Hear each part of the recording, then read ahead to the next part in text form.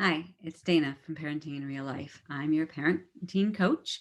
Today I'm here to talk about ADHD in the teen years and what that looks like. A lot of people feel that ADHD, they might grow out of it, right? And for the most part, that's not true. And certainly for a lot of people, the diagnosis doesn't come until high school because they're suddenly being asked to handle all this stuff that they couldn't do before, or that had structure in place for them so that they didn't need to do it all themselves.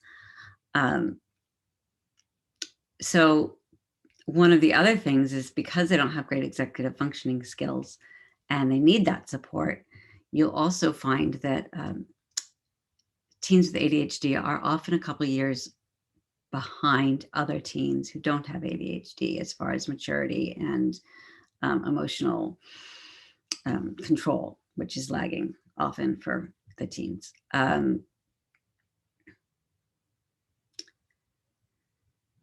So your teen is suddenly being asked to do things they didn't have to do before without the structure. And while they may be intellectually there, they may really struggle with organizing and remembering to turn in the homework and write in a planner or even use their locker sometimes. And so in high school, ADHD actually can become more noticeable and almost more impairing because there's more for them to handle. So the environment that they're in has changed a lot from middle school to high school, but they themselves haven't changed that much.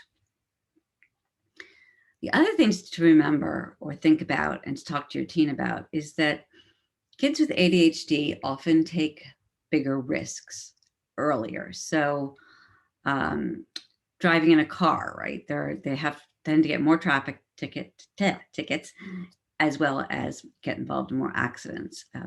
They also start to experiment more at an earlier age. So drugs or drinking, those are things that they may play with and try to see if they can self-medicate, calm themselves down if they're anxious.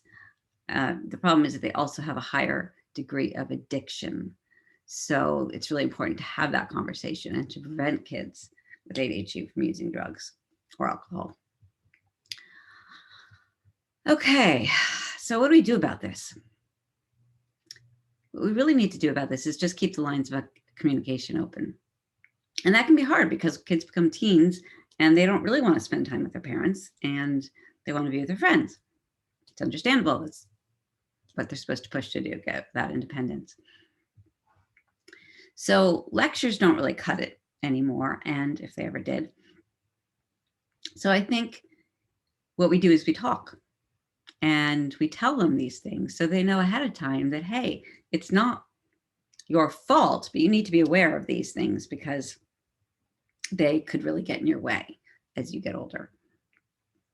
And I think we also teach them to not expect tutors and all the structure and help because that won't be there for their whole life, right? So we need to start teaching them the self-advocacy and the tips and getting them to manage their own medication and turn in their homework. And if they can't turn in their homework, they should be responsible for talking to the teacher and asking for extensions.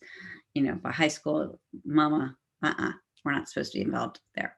You can be on the back end coaching, but let him or her do that for themselves. And also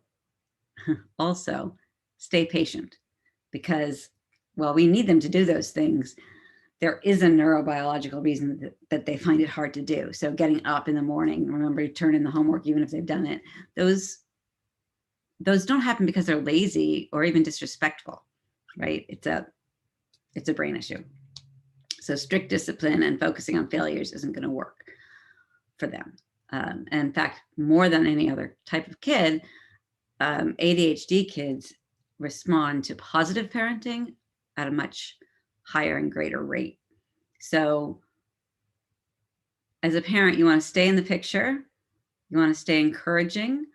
You want to reward the good stuff. And you want to have that patience and that line of communication just to keep listening, keep talking, keep acknowledging their vision and acknowledge that whatever they're feeling is being seen through their ADHD brain, and that needs to be validated for them, right? They need to know that you hear them. They need to know that they're valid. They need to know that they are loved and that they can take on more responsibility, and they will still have you to support them in the back end. So that's my tip today, or many tips, because I've been asked that a lot recently about ADHD in the teen years. So hope that helps, and drop any questions below, and I will talk to you soon. Bye.